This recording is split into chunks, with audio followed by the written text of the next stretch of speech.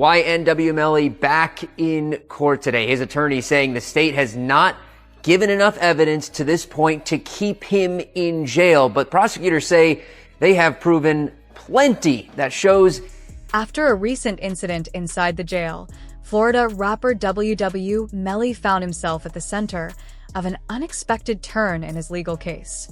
The judge, taking the situation into account, reportedly worked with Melly's attorneys to discuss a potential release date. According to sources, the altercation stemmed from tensions over commissary items and control within the cell block. Jail insiders explain that when someone new arrives, it's common for others to target either the most physically imposing inmate or the one with the highest profile, essentially asserting dominance or building reputation within the block. Things take a strange twist when you look back just a month. When YW Borland accepted his plea deal in connection with Melly, a leaked email between prosecutors and lawyers surfaced. It read in part, "Given Mr. Henry's plea deal and proffer agreement, we request his deposition as soon as possible. Considering the circumstances, we are concerned for his safety and would like to facilitate it within the next 30 days.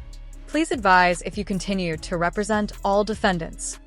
The prosecutors appeared to anticipate that Borland himself might be vulnerable inside the jail block before giving his incriminating testimony against Melly. But reality flipped the script. Melly ended up being the one targeted. Investigators now suspect that the whole scenario may have been orchestrated. Meanwhile, YW Melly is inching closer to either house arrest or a bond arrangement. So confident is he about his impending release that he reportedly splurged on a $100,000 chain to welcome him back to the outside world. It's clear he's invested heavily in legal counsel and perhaps in a lifestyle far beyond what was truly necessary. Despite being behind bars, YW Melly has reportedly spent lavishly on cars, jewelry, and other luxuries he can't even use, prompting critics to question why he hasn't directed more funds toward his legal defense, though he clearly has the resources to afford top-tier lawyers.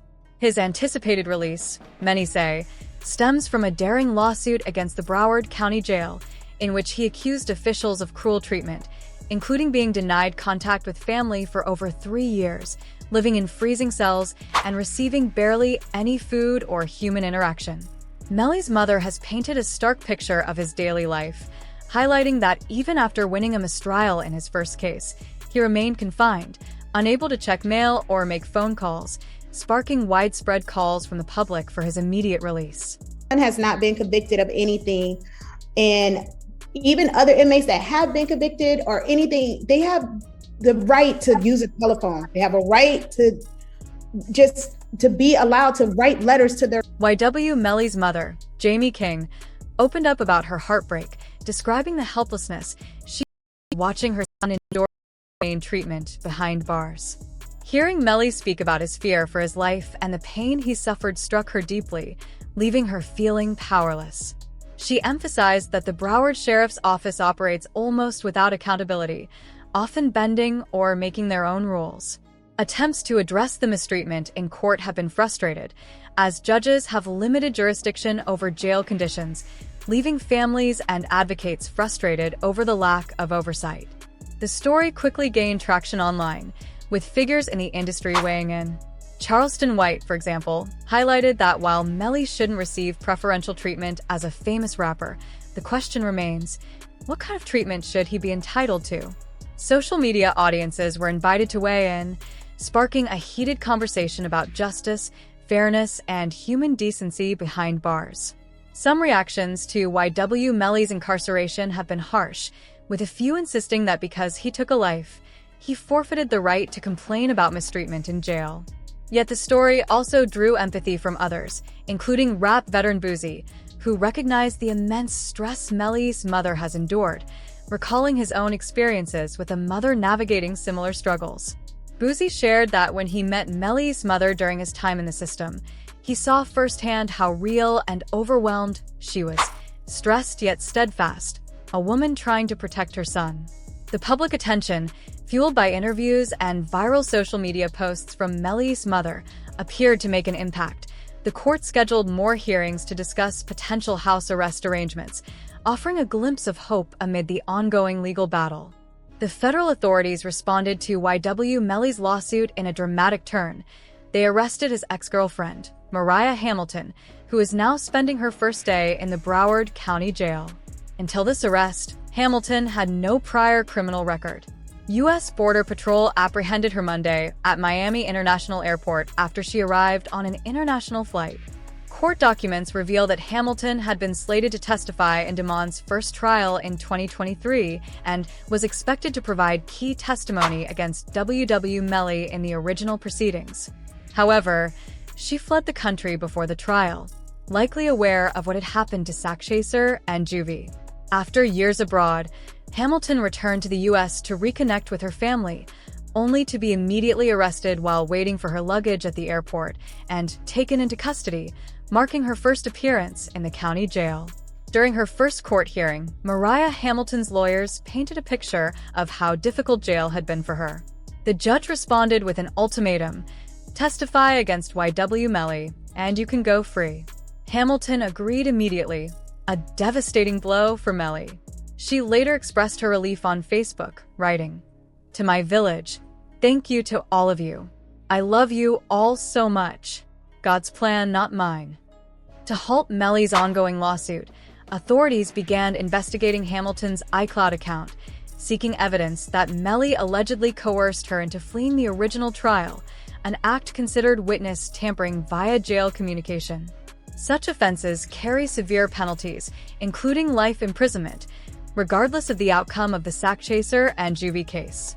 The state subsequently filed 6 new charges against Demons and 2 others, ranging from witness tampering and criminal solicitation to unlawful use of two-way communication devices, some carrying life sentences upon conviction.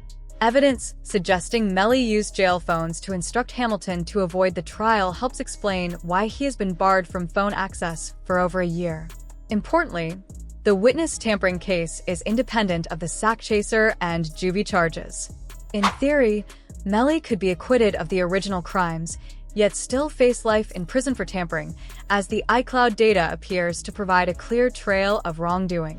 Even Juvie's father publicly acknowledged the tampering, confirming how this case could have dire consequences for Melly regardless of other outcomes. Portland, how the f you gonna have the notebook of the jurors in your house? Holy sh! Like, come the f on. It's like, it's... All of this evidence presented in court played a crucial role in the judge's deliberation over YNW Melly's bond. Before making a final decision, the judge requested the prosecutors to lay out why Melly should remain in custody. In response, they introduced text messages in which Melly appeared to admit to the crime. One message from the PC Gambino account asked if he was okay, to which Melly replied, "I did that," accompanied by a smiling emoji. A follow-up message sent later at 4:02 p.m. Eastern Standard Time read simply, "What?" A brief but potentially damning exchange that could heavily influence any decision regarding his release. Prosecutors presented video showing YNW Melly dancing in a parking lot with YNW Borland just 5 hours after the crime, seemingly unaffected by the tragedy that had claimed the lives of 2 of their closest friends. The footage painted a picture of young men moving through the day without visible grief, which prosecutors argued underscored Melly's state of mind. More crucially, they highlighted additional video from outside a rap studio, showing Melly seated in the back left of a Jeep, waiting for Juvie, Sakchaser, and Borland to enter. This positioning became central to the court's narrative, as the trajectory of bullets, from left to right, corresponded with the seat Melly occupied. Supporting testimony from YNW Juvie's mother in the original trial confirmed his position in the rear driver's side seat, adding weight to the prosecution's timeline and physical evidence. In response, Melly's defense argued for house arrest, emphasizing that no firearm was ever recovered, suggesting the shooting may have occurred as a drive-by after they left the scene. They challenged the court to consider precedent, noting that Borland had received a favorable plea deal, bolstered by evidence found at his home stuffed into a suitcase, and questioned why Melly should not be afforded similar consideration. The defense sought to contextualize the evidence, casting doubt on assumptions about intent and involvement while making the case for a more lenient pretrial arrangement. YNW Borland Melly's co-defendant, was booked into a Miami jail Monday night on an out-of-county warrant tied to witness tampering in Broward County. According to the warrant, obtained by Law and Crime Network between April 10th and July 22nd, 2023, Cortland Henry, aka Bortland, and others allegedly engaged in deliberate actions to influence a witness, encouraging them to withhold testimony. The timing is notable. Jury selection for YNW Melly's trial began in mid-April, and the mistrial was declared on July 22nd, the very day the warrant claims Bortland attempted to interfere with the witness. Further fueling concerns, authorities revealed images of notes reportedly found during a search of Bortland's home, filed with the Broward clerk. The documents allegedly depict sketches of jurors, including their seating arrangements and descriptions of their appearance. For a brief moment, the notes suggested that Bortland may have been planning retaliation, potentially putting himself at risk in an attempt to avenge Melly. The discovery highlighted the lengths to which the case's drama has extended beyond the courtroom and into actions that could carry serious legal consequences. Surveillance footage found in a DVD player at Bortland's residence raised eyebrows, but it ultimately had little impact on his plea deal. As anticipated, YNW Bortland accepted the agreement, also consenting to a proffer, meaning he's now cooperating with authorities. Under the terms, he will serve 10 years for accessory after the fact, followed by 6 years of probation. Legal experts explain that the strict conditions are designed to ensure Bortland remains truthful in his testimony, maintaining the integrity of the proffer agreement. In court, Bortland entered a no-contest plea on both charges, formalizing the deal while allowing prosecutors to secure his cooperation without jeopardizing their case. For Bortland to accept his plea, he must provide a factual basis, essentially recounting in detail how he committed the crime as an accessory, which in turn confirms that the underlying offense actually occurred. This isn't a simple yes ma'am type of plea. It's a gun plea, meaning he must fill in the missing details that would help prosecutors fully establish the case. It's called a gun plea because it forces the defendant to outline the specifics of the crime, almost like connecting the dots for law enforcement. In context, the accessory after the fact charge functions like a secondary layer of a conspiracy. Bortland wasn't initially part of the main plot, but by aiding or covering for those involved, he becomes legally implicated. This structure ensures the prosecution has the narrative needed to support charges while keeping Bortland's cooperation intact. By pleading guilty to accessory after the fact, Bortland effectively admitted that he got involved after the crime had occurred, helping to cover up what had happened. In legal terms, acknowledging this charge means he accepts that the murder took place and that he assisted in some way, even if indirectly. The questions remain, however, about the specifics. How do we know the details and who exactly committed the act, especially since it was reportedly a drive-by shooting? The development caught the attention of high-profile figures in the music world, including Kodak Black's lawyer, Brad Cohen, who suggested that Bortland had bit the cheese and could potentially cooperate against YNW Melly following his plea in the Double M case. In the courtroom drama of YNW Melly and YNW Bortland, legal analysts are now describing Bortland as performing a triple Indy, a metaphor for executing multiple flips off a high dive, signifying the complex maneuvers and unexpected turns he's navigating as he flips his stance in the case. Bortland is expected to disclose everything he knows about the Double M case, and authorities will scrutinize his testimony to determine whether he's being truthful.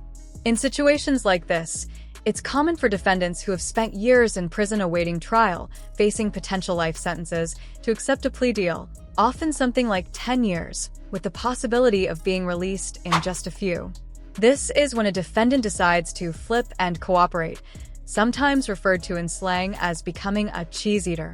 While many expected Bortland to cooperate sooner, he held out for some time before finally agreeing. His forthcoming statements could significantly impact YNW Melly's case, as it's anticipated that he may attribute responsibility to Melly. Fans and followers are now weighing in. Comment with your thoughts on Melly's guilt, and hit like if you're still tuned into his music. It's a way to gauge public sentiment and engagement.